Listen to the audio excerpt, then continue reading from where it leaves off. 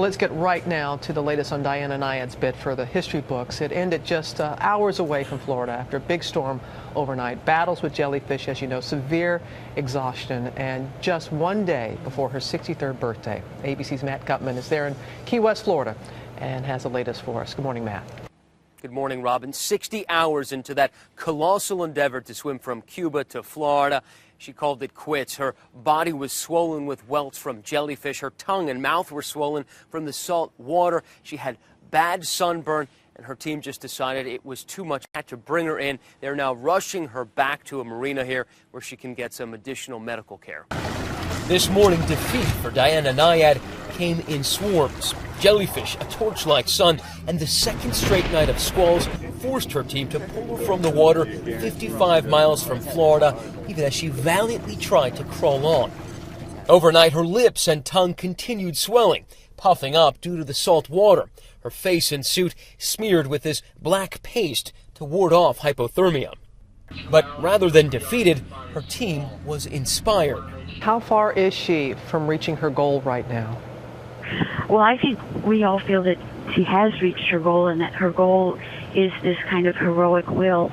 And I'm, frankly, personally, absolutely awestruck and inspired by this amount of will and determination. Those same stings, that same exhaustion, sunk her hopes of making the same journey last year. I wanted that feeling to be on the beach so badly. But Monday, Nyad faced even more treacherous waters. Sharks encircling part of the day. Hours before that, the sky exploding over her. Her support crew of 63 saying all hell broke loose. That squall dumping heavy rain, setting her back by 6 precious hours. Her straight line to Florida at one point looping like a shoelace. And everything she did in the water, except sleep. She hasn't done that in over 60 hours. But for a while Monday, her spirits kept afloat by this pod of dolphins, her unofficial pacesetters.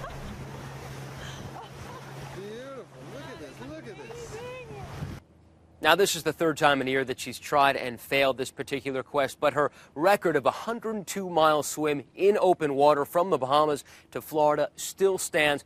She can certainly be proud of that. Robin.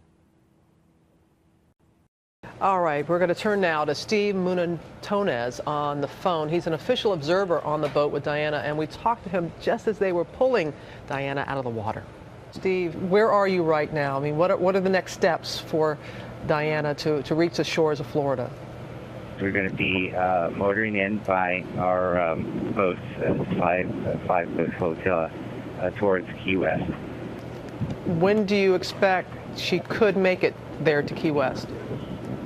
No, we pulled her out of the water.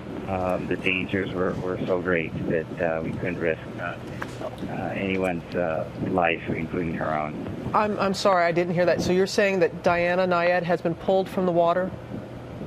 Correct. How is she doing, Steve? She's severely sunburned. She has teeth welts due to the box jellyfish. She got multiple hits. She has a strained bicep muscle. She could barely walk. Oh, Steve. She gave it all she can. Yeah, she did. And Angel said it best, that she did reach her goal. She's been so courageous, and this is something that has been so important to her, and we're very proud of her. You tell her that, Steve, that we remain very, very proud of her, and glad that she has a team around her. Thank you. Thank you very much. Yeah. Okay. Boy, I'm still speechless about all this, and to find out as we did on the air, and just to know how much she wanted this, and on the eve of her birthday. She tried so hard, and I know she was a good friend to yours, and she has tried so hard so many times. As you said in your tweet, she is always going to be a champion. That she will. That she will.